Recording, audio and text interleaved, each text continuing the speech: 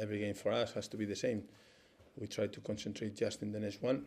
It's this one. Try to get 3 points, and after we will have the international break some time, and see if we can continue. The transfer window will be closed, so we can concentrate with the squad that we have. What's going on, people? It's your boy Forde. Now, we're going to get into this press conference before we get into the preview to West Ham. Now, starting off with the big news about transfers. As I referred to in the previous video, Manuel Riviere is gone. He's out of there.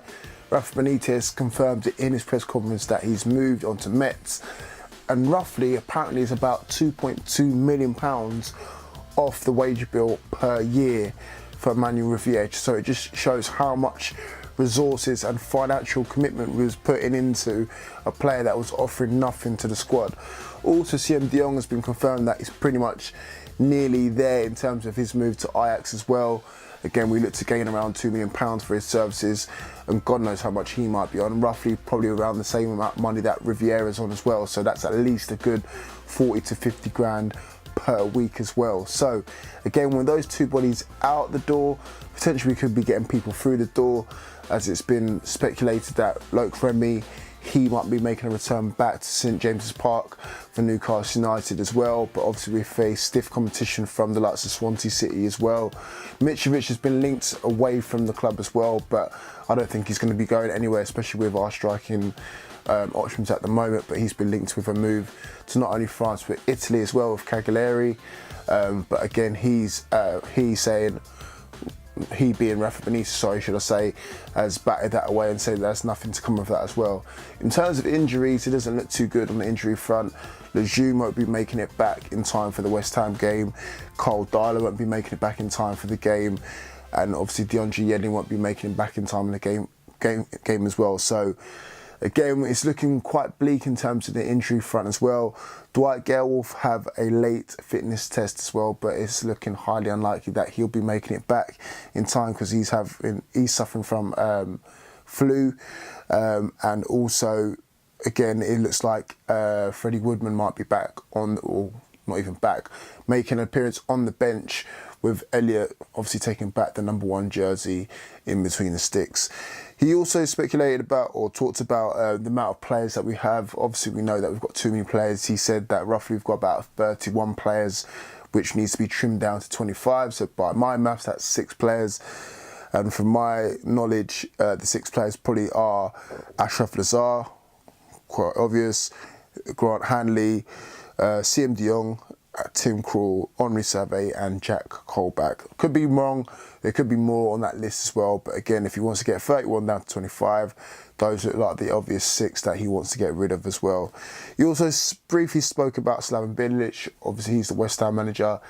He's facing it quite tough at the moment, despite obviously them winning midweek in the Carabao Cup against Cheltenham 2-0. They've lost their first 3 games in the Premier League as well, obviously suffering that 3-2 loss against Southampton in the dying minutes of the game. So again, he obviously went on to say that they're facing big problems as well, obviously not as big as our problems in the transfer market, but he doesn't care to speak about others and what they're going through as well, because he needs to focus at his job at hand as well. He also talks about it's going to be quite a busy transfer window. As said at the start of the video, you know, there's quite a lot of names linked already, and we're getting down to the final 9 days of the window. So this is where the action takes place.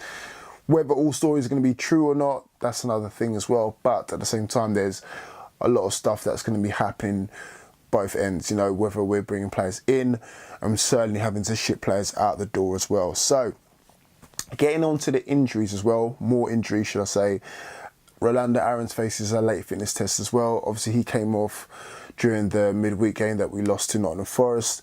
He came off with cramp, so again it's not too serious, but it doesn't know whether we'll be making it back in time for this game on Saturday or whether he'll be starting as well. But again, with the performance that he put in despite the loss, he should be a candidate for a starting 11 place as well.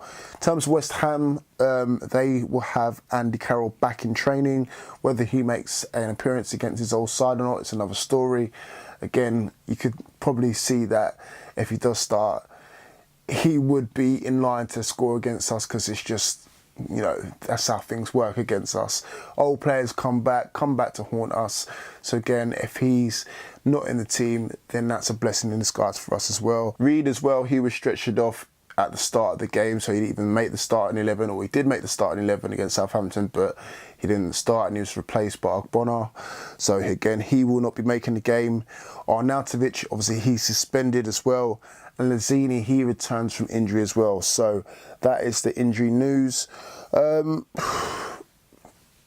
do I say really? Again, it's two teams in desperate need of points. I think us more than them, or maybe that's just me being biased. But again, obviously we haven't got off to the best of starts. Threats wise, their front three I would be very, very mindful of, because again, the likes of Hernandez, obviously he's got off the mark now. Very, very good acquisition. I'm surprised we didn't put a bid in for him, but then again, knowing our finances, probably that is the reason why. Obviously they've got the likes of Antonio as well, again rating quite highly. And then obviously they've got the likes of Lanzini and possibly Carroll if he does start as well. In midfield, they've got Rice as well. Very good, promising youngster against Mark Noble, very experienced midfielder. And then it's that back four that I've got a hint of joy about, because again, it's quite slow, quite sluggish with the likes of Zabaleta in there. Collins as well if he starts, and then Joe Hart. You never know what Joe Hart you're going to get as well. So again, my team, as you can see on screen, pretty predictable, you know, judging by the injuries that we've got. Elliott will take his place back in between the sticks. Manquillo will be at right back. Obviously, there's no Yedlin. Lascelles, Clark and Mbemba, don't know how they're going to play, but I'm guessing it'll be, you know, Lascelles and Clark take out that centre-half partnership, and again, Mbemba on the left, even though I'm not a fan of it. And then in midfield, pretty much sells itself. Again, Atsu probably one side, Ritchie on the other side, despite Aaron's good display during the week. And then Hayden and Moreno in the centre of midfield. And then up top, see, here's the thing. If Gale's fit, he should start. If not, then it should be Mitrovic ahead of Joselu. Then probably it's going to be Perez behind, because, again, we haven't got no number 10 and CM de Jong's heading out the door. So that's it. Obviously, prediction-wise, I've got to go for a home win. I've got to be positive about this one. No draws, no losses. Newcastle United win. I'm going to go for a 2-0 win. So fingers crossed we can do the job that we need to do and get some more positivity around, because at least we've got off the mark in terms of scoring goals, even though we lost midweek. But we need to keep that clean sheet, and we need to get some points on the board. Yes, desperately as well, especially towards the end of this window, where we need to convince players to come into this club as well. So that's it from me, guys. Let me know your thoughts in the comment section below. I'll see you guys all soon. Keep it tuned.